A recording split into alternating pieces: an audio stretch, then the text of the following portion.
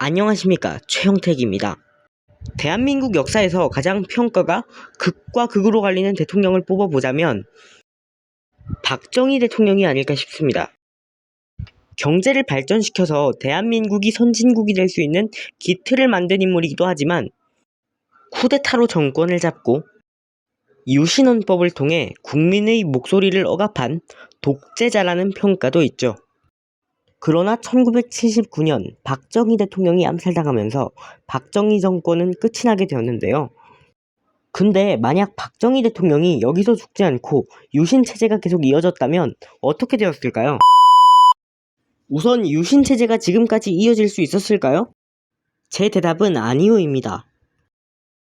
유신체제는 1979년 10월 26일 박정희 대통령이 암살당하면서 공식적으로 끝나기는 했지만 이미 그 전부터 한계에 부딪혀 있었습니다.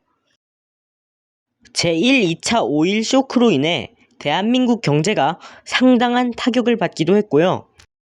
학생들을 중심으로 반정부 시위가 활발하게 일어나고 있었습니다. 이러한 혼란 상태로 인해 박정희 대통령이 권력을 그렇게 오래 유지는 못했을 것 같은데요. 이승만 대통령처럼 시민들의 손에 의해서 강제로 끌려내려왔을 수도 있고요. 이렇게 되면 박정희 대통령에 대한 평가가 지금과는 조금 많이 달라졌을 수도 있습니다.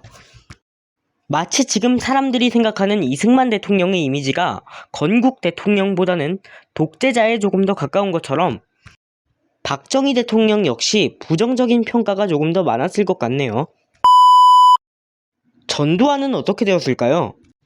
아마 전두환 대통령은 집권을 하지 못했을 것으로 보입니다. 애초에 전두환 대통령이 쿠데타를 일으킬 때 사용했었던 명분이 11.6 사건에 대한 진상을 파악하기 위해 정승화 육군참모총장을 체포한다는 것이었는데요. 그런데 박정희 대통령이 죽지 않고 버티고 있어버리면 전두환이 쿠데타를 일으킬 명분이 없어져 버립니다.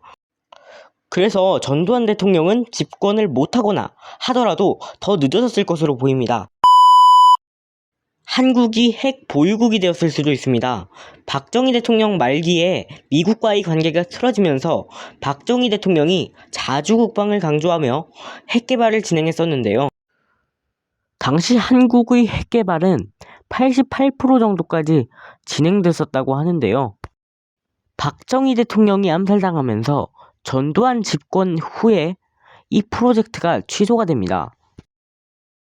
그래서 만약 박정희 대통령이 죽지 않았다면 이 프로젝트가 취소되지 않았을 것이고 한국은 그대로 핵 보유국이 되었겠죠. 물론 그 과정에서 미국을 포함한 여러 국가들과 갈등이 있었을 가능성이 큽니다.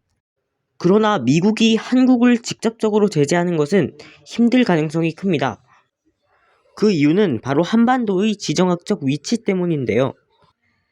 지금 보시는 것처럼 대한민국은 공산국가들과 국경을 맞대고 있어서 미국에게는 상당히 중요한 지역이었는데요. 이런 상황에서 한국을 제재한다? 공산주의 국가들만 도와주는 꼴이 되겠죠. 그래서 한국은 핵 보유국이 될 수 있었을 것 같습니다. 오히려 이건 잘 된 것 같네요. 오늘은 11.6 사태가 없었다면 어떻게 되었을지 알아봤는데요.